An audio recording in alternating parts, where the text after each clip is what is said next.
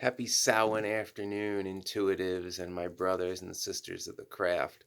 This video is a departure from my usual ones, but given that it's Samhain, I wanted to do a video on one of my favorite fictional characters of all time since I was a toddler, and perhaps the most iconic fictional witch ever.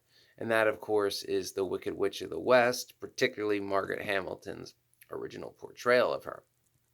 Now, in recent years, there's been a lot of movies about, you know, um, well-known fictional villains, them getting their own movies and finding out their side of the story. It's been a very popular theme lately. Most notably, I would say Angelina Jolie's portrayal of Maleficent. I loved Maleficent as a kid too. I remember being very upset when the sword flew and hit the dragon because the sword was flying and that was cheating. And I liked Maleficent. I loved her evil laugh. And I always rooted for the witch villains in the Disney movies as a kid. I liked Ursula too. Yeah. Explains a lot, right? Considering that I've been called to witchcraft since I was that young. Ever since I heard the call in the what I still call mystical woods behind the house that I lived in at the time. Those woods are still a very special place to me. Some kind of my one little sanctuary within this county, one place where I don't feel toxic energy. There were others, but those places like Gold's Gym that I went to have closed down. So that is the only one who remains at this time.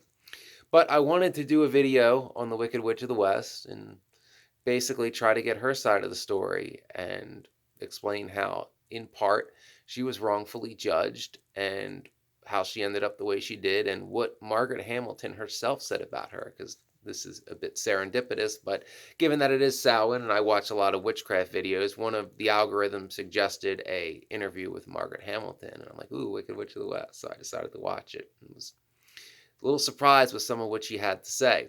So, the Wicked Witch of the West, or Theodora. She's got other names too, but those are the two most common, so we're going to stick with them. Obviously, we know who she is. I'm not going to get into the books. We're going to get into the, mainly Margaret Hamilton's portrayal and a little bit of Mila Kunis's, although I'm not that familiar with that movie. Although I did watch a couple clips before I made this because I think I only saw that movie once, and that was long ago. So, mainly because I'm not watching it again because I despise Franco, and rightfully so.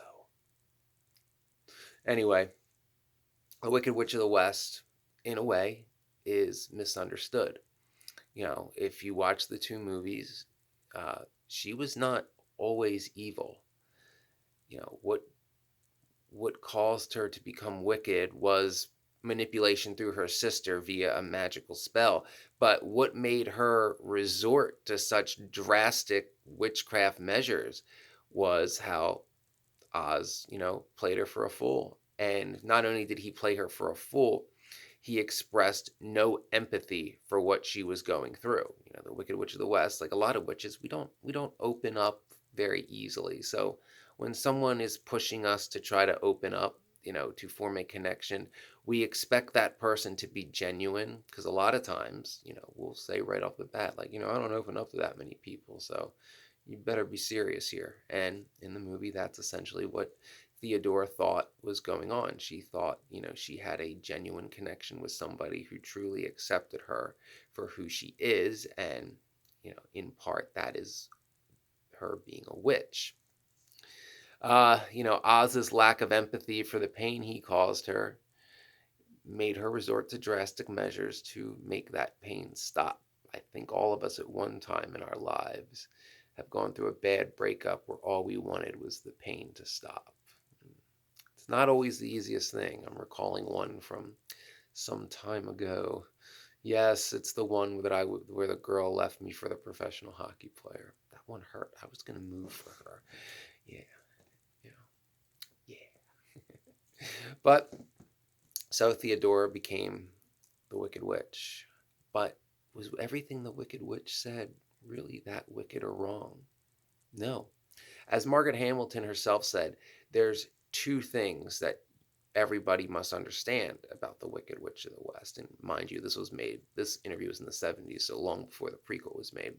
that one, she enjoys everything she does, either good or evil. So as a witch, even as the Wicked Witch, still enjoyed using her magic to help others. Usually, as a Wicked Witch, there had to be something in it for her, but nonetheless, she still used magic to aid others in what they wanted. And yes, she enjoyed evil too. Now, quote, evil, dark is not necessarily evil. Sometimes, dark magic used for the sake of vengeance is justified both in fantasy and in reality. Like, was the Wicked Witch really that wrong when she said Oz was selfish and a fraud? Because, the character seemed pretty selfish to me, and he was undoubtedly a fraud.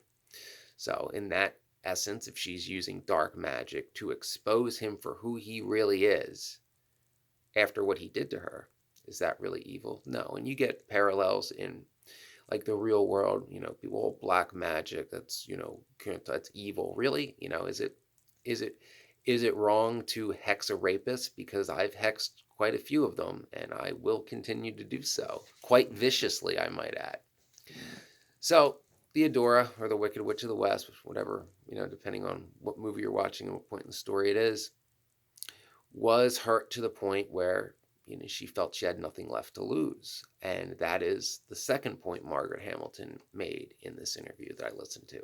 And this one hit home for me, especially as somebody who's idolized the Wicked Witch of the West since I was 3 years old, used to dress up like her as a toddler. I mean, green makeup and everything. I looked for pictures. I dressed up as her like 3 Halloweens in a row. Yeah.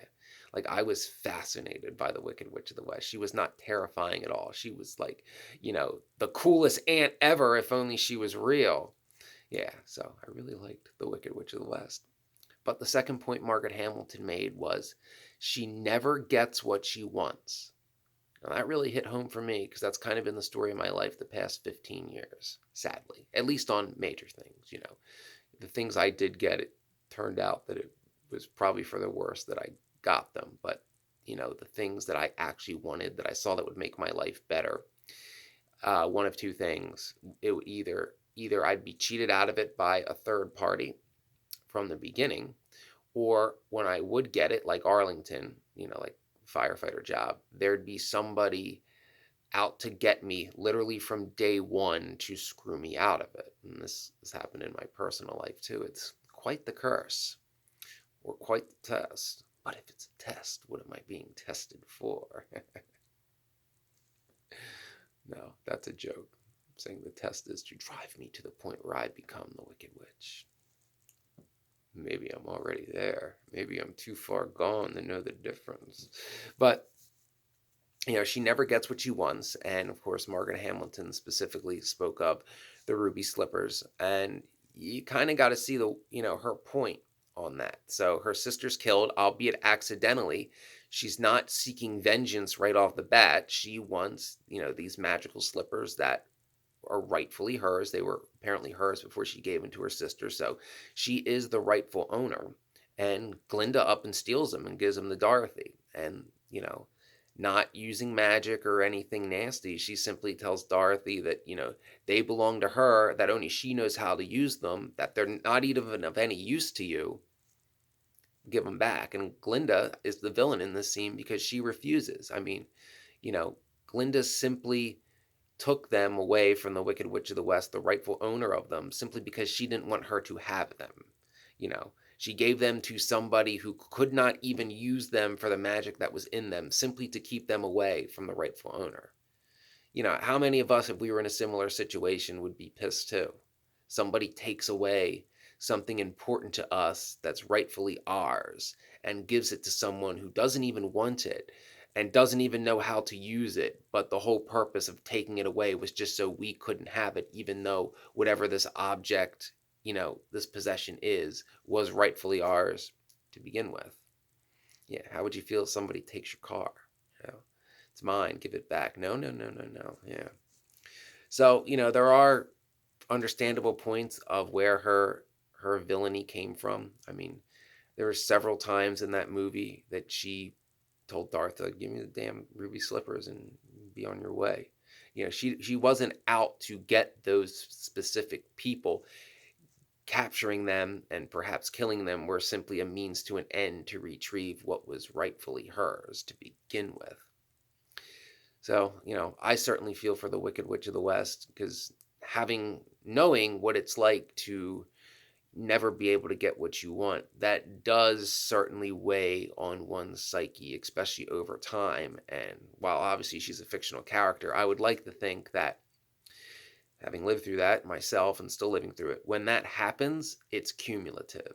So that's the thing. How did the Wicked Witch gets what she was? Well, when you constantly get cheated out of everything you want that's worthwhile, every time it happens, you're reminded of all the other times. So, like if more recently, say you're me and it's been going on for 15 years. So say something recent happens that would equate to, that.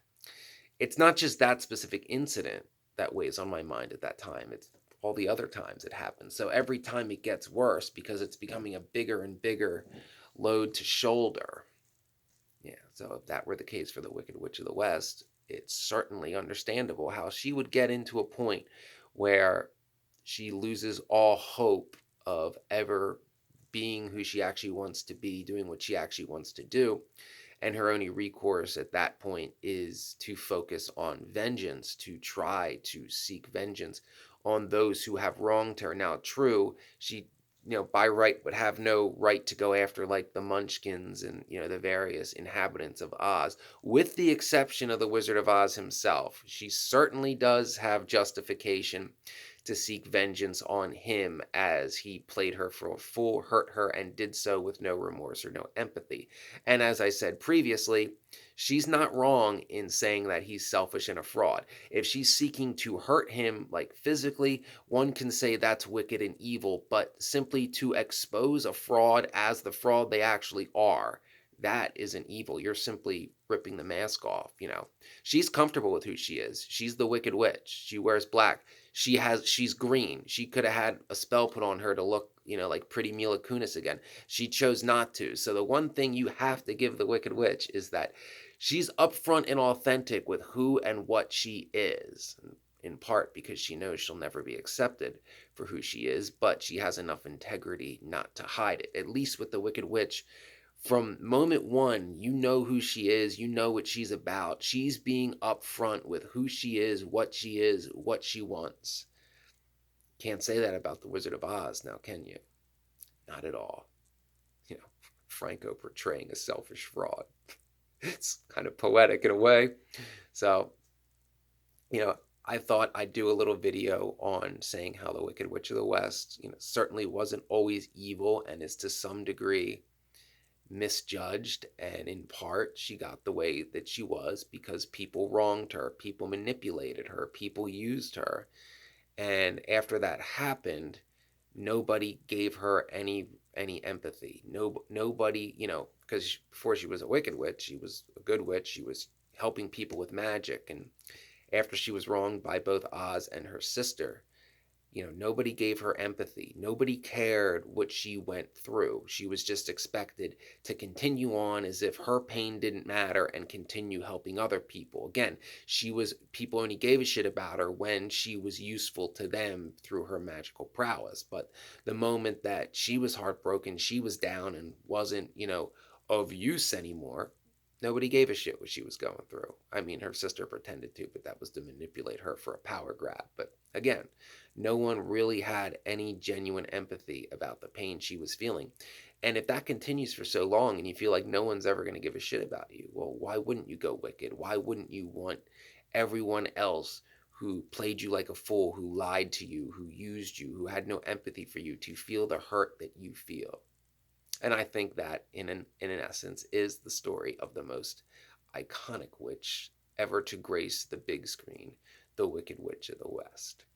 Hope that was enjoyable, very Samhain appropriate. I know this video is random compared to my regular content, but if you wound up here, please check out my other random content. If you're, an INFJ or an ENFJ, or sadly, if you've been through narcissistic abuse, or you want to know the tactics that narcissists use when picking a new victim. Also, I have some random fun videos, like if you're into stuff like Atlantis, I have other videos on real world witchcraft. So please like and subscribe, and Thank you for watching this video made by some eccentric random nobody. Happy Samhain.